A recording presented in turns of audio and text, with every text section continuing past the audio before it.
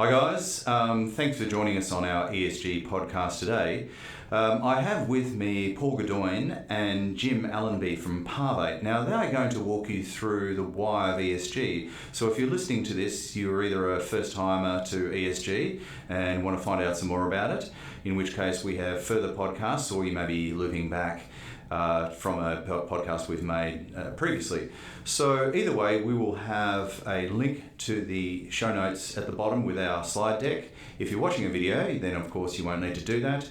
Feel free to feed back, and if you've got any further questions, feed them back through to us. Here we go. So this is a short one, just an introduction, and I'm going to hand over to Jim Allenby, who will start us on this journey. Thanks, Jim. Thanks, John. I think the main point of this podcast and video, if you're watching today, is to really sort of go into the why of ESG. I think a lot of us have seen it in the media, seen it in various documents, and we're sort of trying to understand what it is and why we do it. So, as John mentioned, today's a bit of a shorter presentation and hopefully a light introduction into the ESG world. Just to give a bit of background on Parvate's story, it's 7 years ago, 2015, we started this concept, and the initial purpose was around community engagement and linking certainly mining companies with the communities they operated within, and trying to make sure that those relationships were really strong both ways.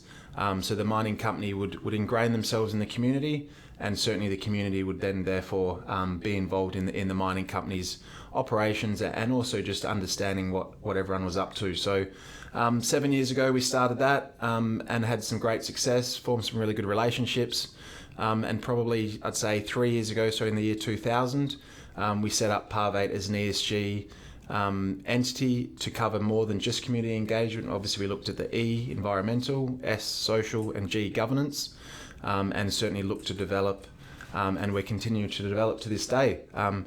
ESG is growing massively day by day. We're seeing new legislations, new reasons for doing it, and certainly a stronger push towards ESG as a real strong sort of reason for doing business, but also a number of other reasons that we're going to touch on today. So what is ESG? As mentioned, environmental, social, and governance, the three pillars. In further podcasts and previous podcasts, we certainly go into a lot more detail on each of those pillars and what they actually mean, with a bit more specifics. It could be considered like our own journey. It could be considered an evolution of corporate social responsibility into financial and non-financial disclosures. So it's in the past it was seen as a nice to have. Now it's being considered much more of a need to do.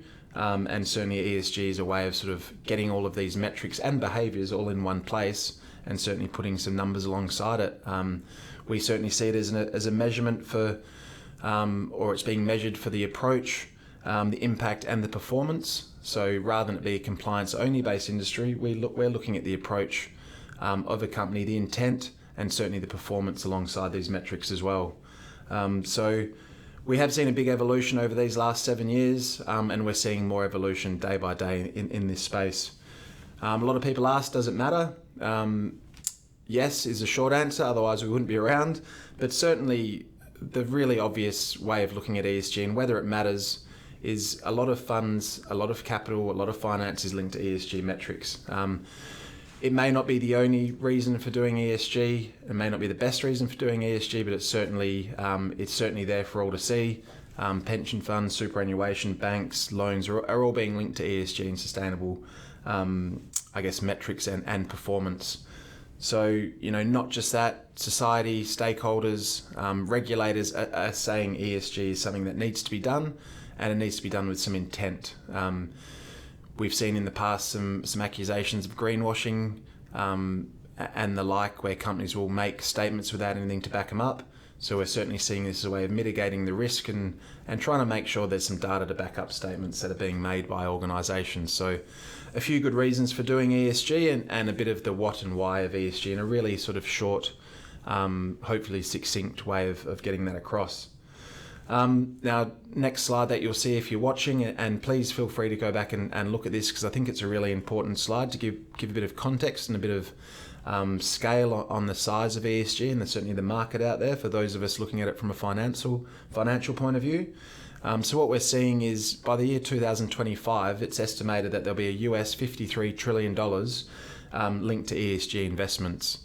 Now that's gone up considerably in the time we've been researching it, and we'd expect that's going to continue to go up as almost every industry, regulator, fund and bank are now having to use ESG to screen investments and certainly screen loans and the like. So clearly the most topical thing that we're seeing at the moment is greenhouse gas emissions, the race to net zero, scope 1, 2 and 3, which we go into in other podcasts.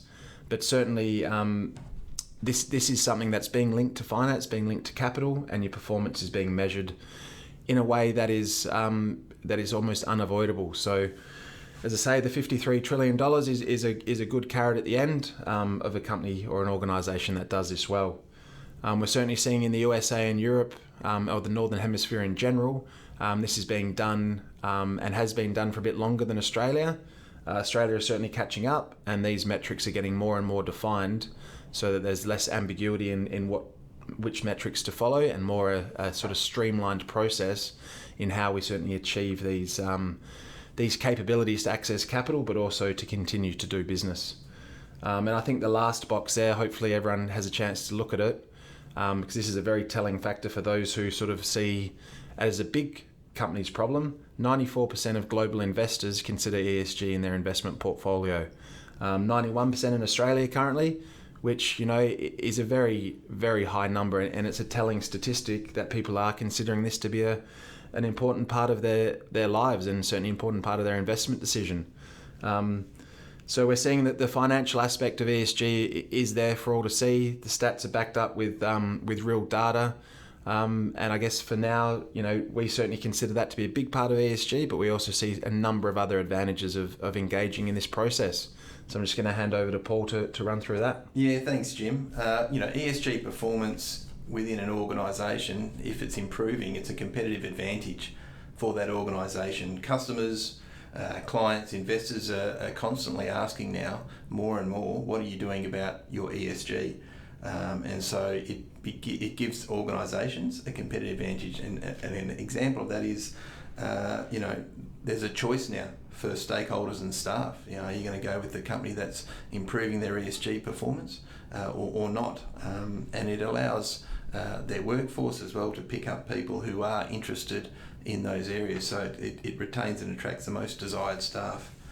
In essence, improved ESG performance allows better business, communication improvement, and ultimately organisational performance.